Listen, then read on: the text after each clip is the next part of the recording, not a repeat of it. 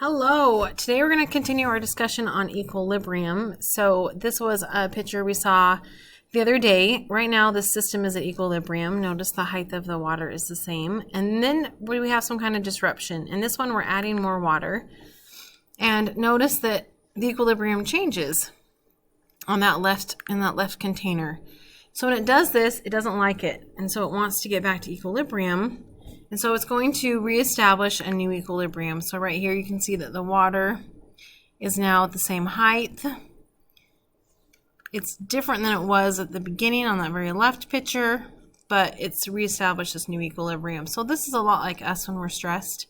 We don't want to be stressed, and so we're going to try to do something to release our stress, whatever that may be, but reactions do this as well.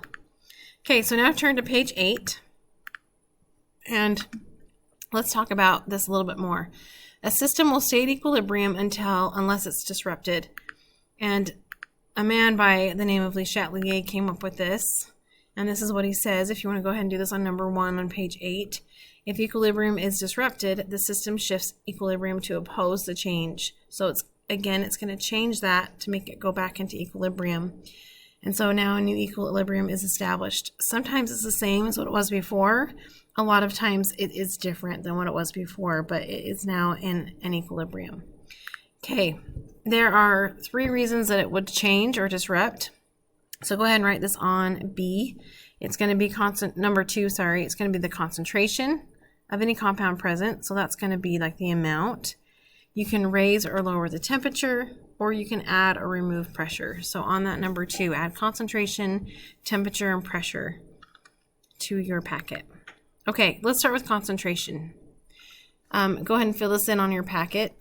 If the concentration increases, the equilibrium is going to shift away from the increase, so opposite of where it is. If we reduce the concentration or remove it, it's going to shift towards the decrease. So one way I like to remember this is by, sorry, I have weird things going on again with my computer.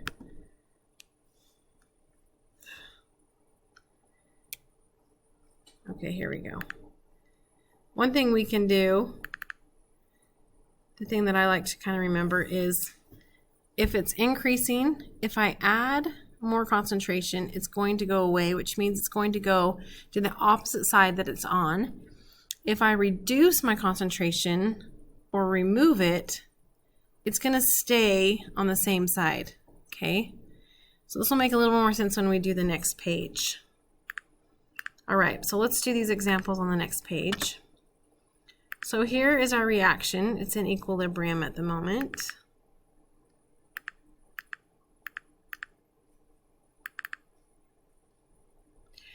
So here's our reaction. It's in equilibrium.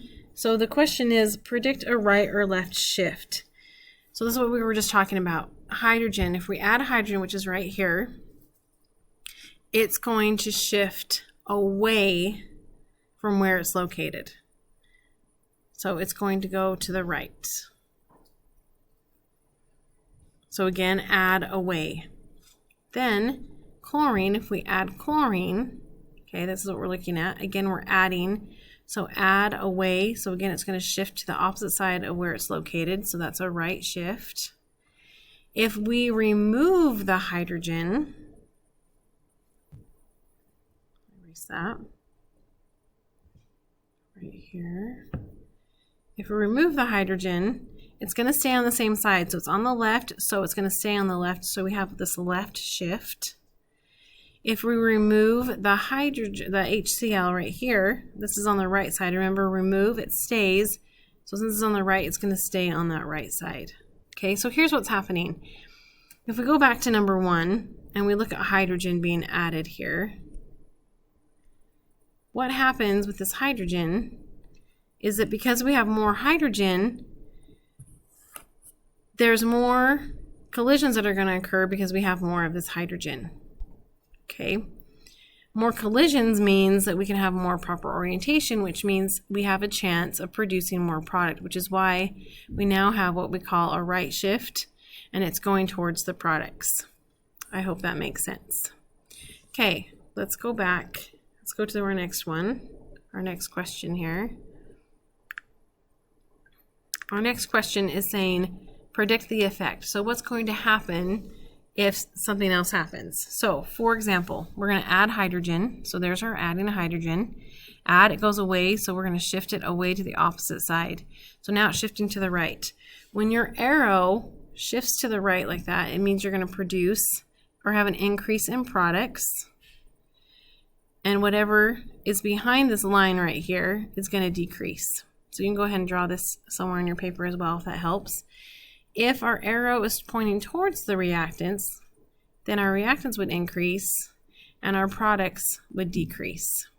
Okay, so on here you have to first figure out which way it's shifting. So in this case, it's shifting towards the product.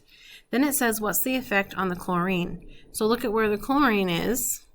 Here it is. Since the chlorine is behind this arrow, it's going to decrease. So the answer on this first one is decrease.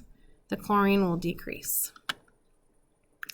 Okay, let's look at the next one. Kind of erase some of this so it's not so crazy. Okay, this one we're adding hydrogen again. So we already know that if we add hydrogen, because we're adding, it's going to go away to the opposite side. So it's favoring the forward reaction. What's the effect on the HCl? So right here, here's the HCl. Since the HCl is in front of this arrow right here, it's going to increase. So the answer on number 2 is increase. Okay, now let's talk about the next one.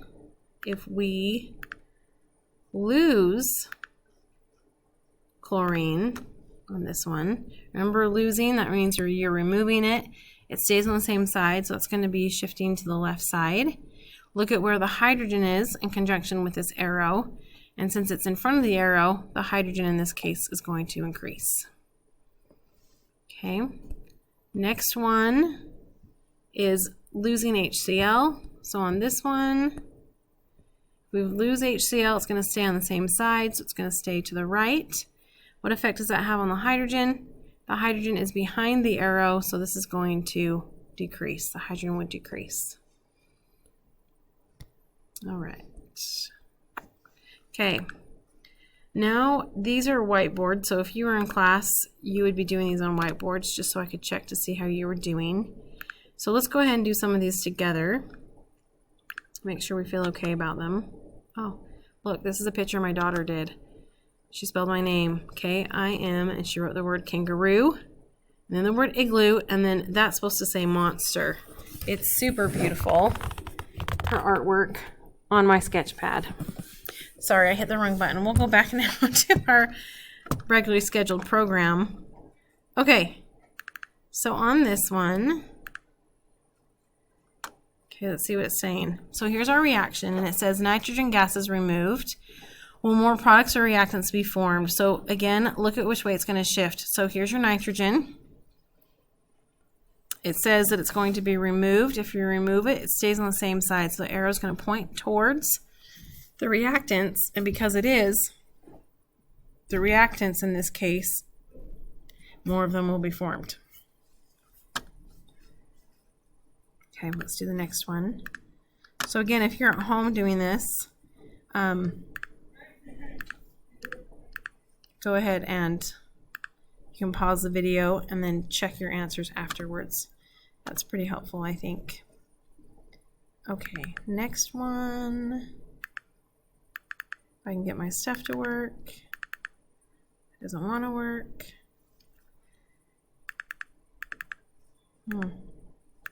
Technical difficulty again. Oh my goodness. Sorry about that. Okay, well, let's just talk through this one. I don't have a way to get my anything to work. Okay, hydrogen gas is added. So if we're adding hydrogen gas, we're looking at this. It's going to go to the right side. Just saw that come up. And so will more products or reactants be formed? If it's shifting to the right, then more products will be formed because our arrow is shifting in that direction. So products. Okay, next question right here. Sulfur trioxide is the one on the right. It's this guy right there. Oopsie, now it's working again. So if this is removed, remember removed, it stays on the same side. So since it's on the right, it's going to stay on the right. So our arrow is going to point towards the right, which means that more products will be formed because the arrow is pointing towards the products. Okay, let's go to the next question. Oopsie. Okay, on this one right here, there's 2 questions, so let's go ahead and go through them.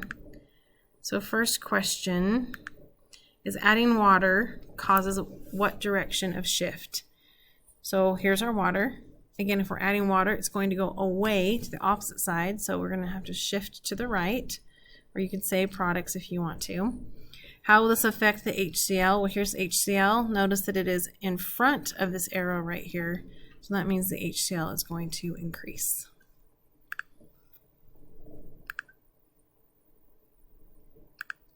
Okay, on this one, we're looking at the iron 3 chloride. So here's the iron 3 chloride, and it says removing iron 3 chloride causes what direction of shift? If we remove it again, it's going to stay on the same side, so it's going to cause a left shift. And how does this affect water? Water, again, is in front of the arrow, so because it's in front of this arrow, it's going to increase the amount of water. Okay, I'm going to go ahead and end this video, and then I'm going to come back and do the rest of page 8. Right now, you can do parts of page 12 if it talks about concentration. Remember, concentration is just the amount of a substance, so the adding or removal of a substance. Okay, I hope that helps. Let me know if you have any questions.